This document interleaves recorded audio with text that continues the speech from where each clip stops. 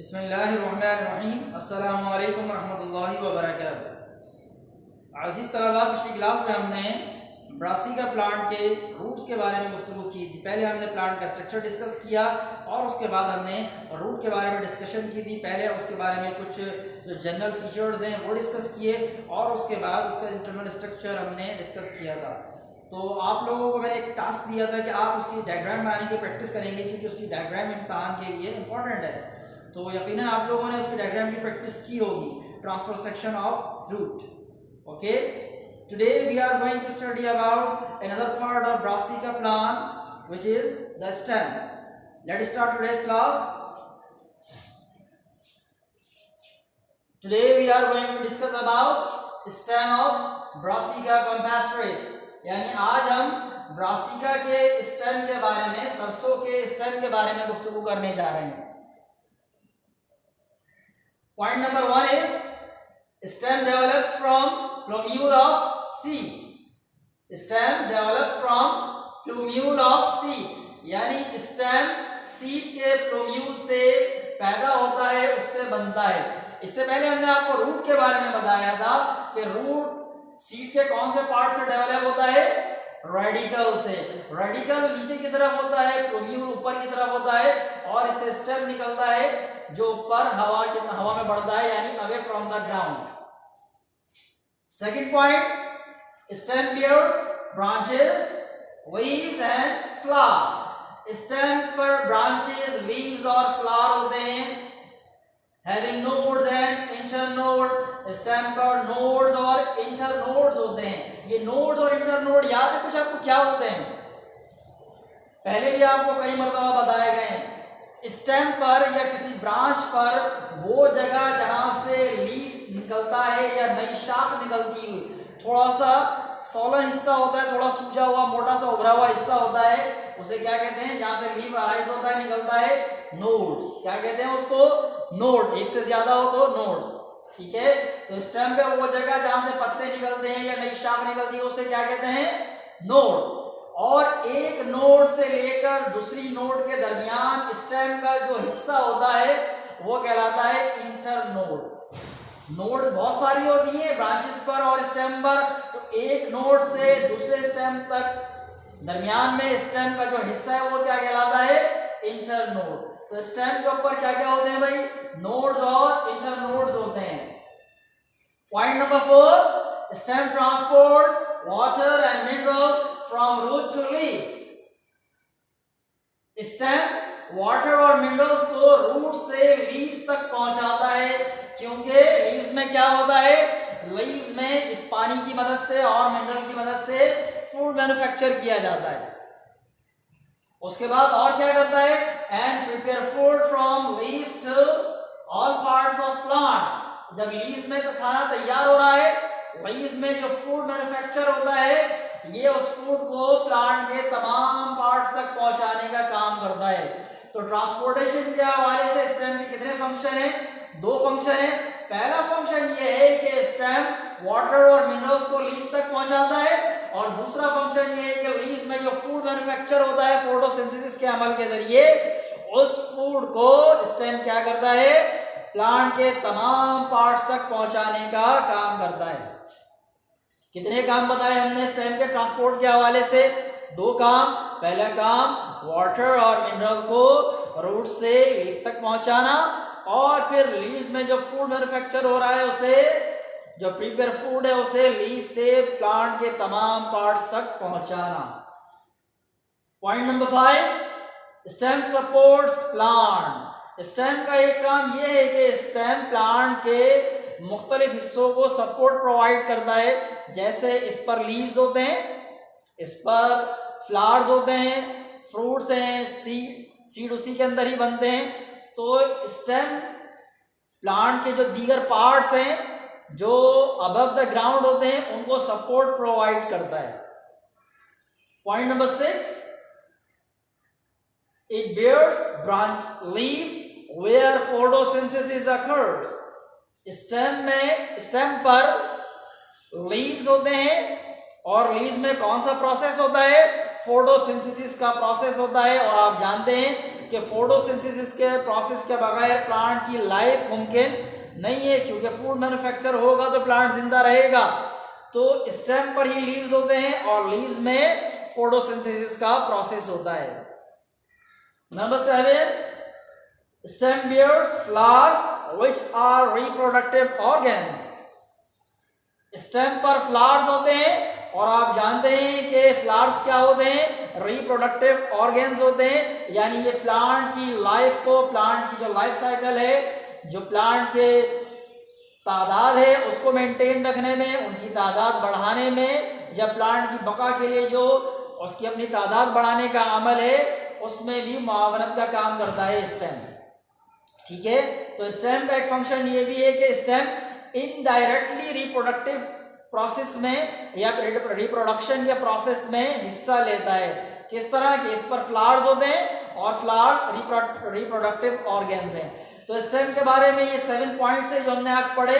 अब हम बात करने जा रहे हैं स्टेम के इंटरनल स्ट्रक्चर के बारे में, और वही कहूँगा जो मैंने रूट के बारे में कहा था कि इसका जो इंटरनल स्ट्रक्चर है उसकी इंपॉर्टेंस ज़्यादा है, उसकी डायग्राम इम्तहान में आती रही है और दोबारा भी आ सकती है, तो उसे आप तवज्जो से सुनेंगे। इंशाल्लाह इंटरनल स्ट्रक्चर हम डायग्राम की मदद से ही पढ़ाएंगे।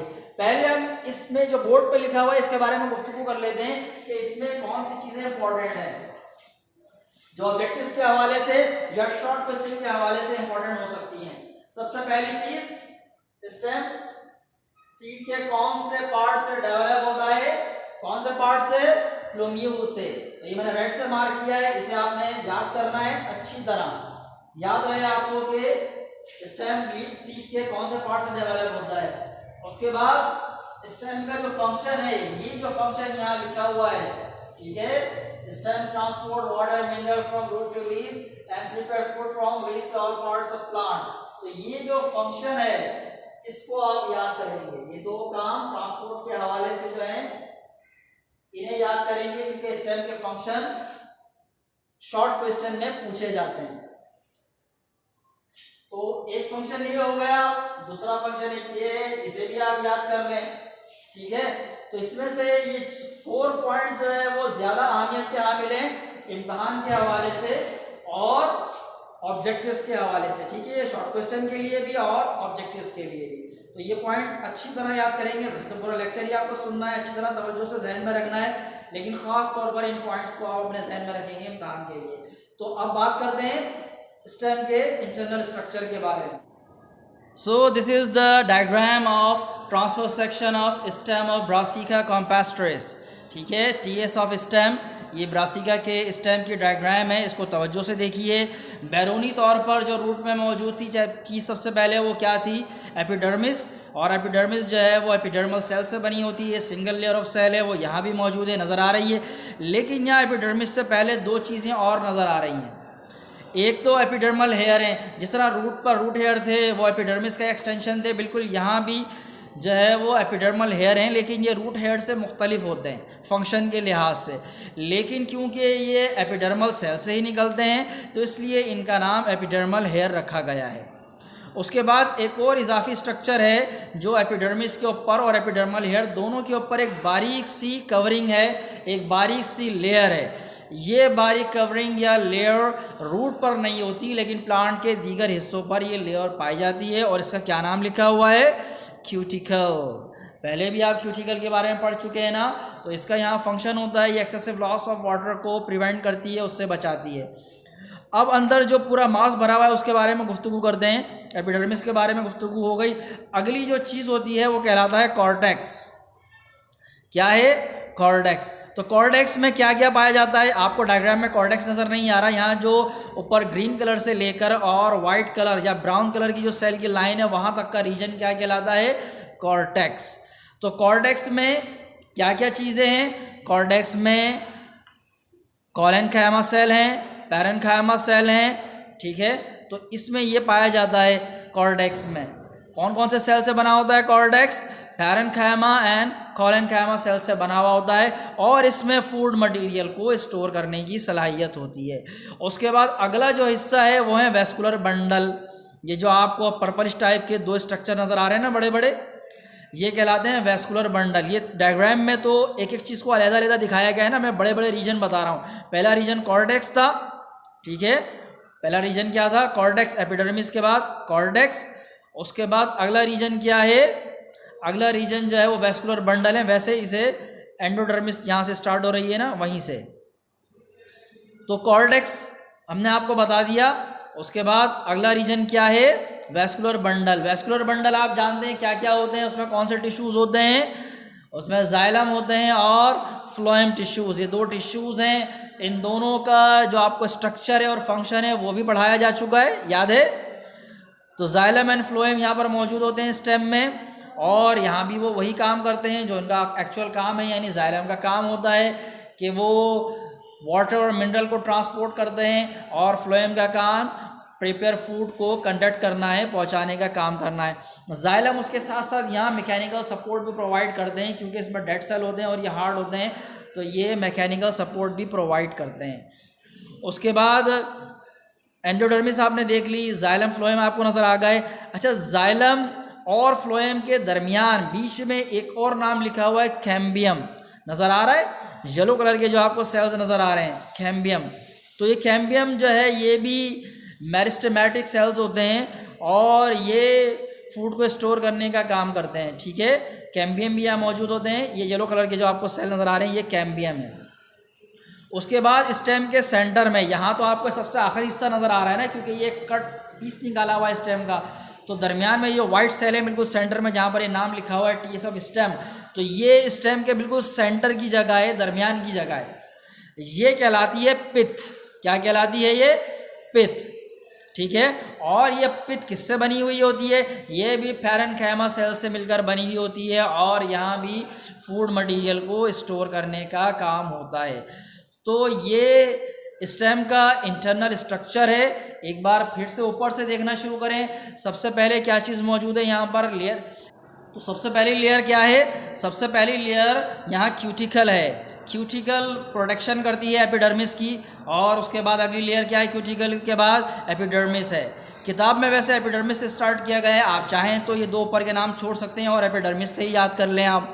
तो एपिडर्मिस सबसे पहली लेयर है। उसके बाद अगला रीजन कौन सा है, कॉर्टेक्स। कॉर्टेक्स में पैरेन्काइमा एंड कोलेनकाइमा सेल्स होते हैं, और ये फूड को स्टोर करने का काम करते हैं। फिर उसके बाद अगली जो चीज़ है वो है एंडोडर्मिस, ठीक, एंडोडर्मिस, और एंडोडर्मिस के बाद वैस्कुलर बंडल।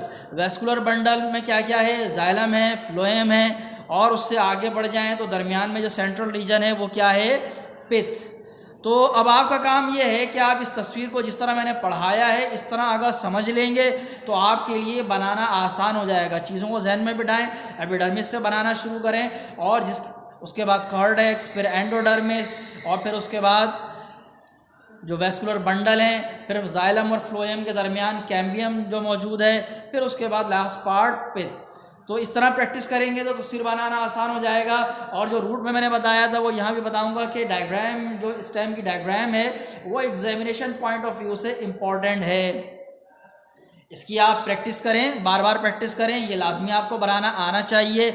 आपको मैंने जो PDF भेजी है उसमें आप देख सकते हैं, वहाँ पर ये सवाल के तौर पर मौजूद है कि draw the diagram of TS of stem of brassica. ठीक, तो प्रैक्टिस करेंगे आप लोग इंशाल्लाह इसकी। तो अगली वीडियो में इंशाल्लाह हमने रूट के बारे में गुफ्तगू कर ली है, वेजिटेटिव पार्ट में हमने रूट के बारे में गुफ्तगू कर ली, और स्टेम के बारे में गुफ्तगू हो गई, एक्सटर्नल इंटरनल दोनों फीचर बता दिया आपको। तो अगली क्लास हमारी जो है वो लीफ के बारे में होगी, लीफ का एक्सटर्नल और इंटरनल स्ट्रक्चर दोनों पढ़ाया जाएगा। तब तक के लिए अस्सलामु अलैकुम वरहमतुल्लाहि वबरकातुहू, अल्लाह हाफिज़।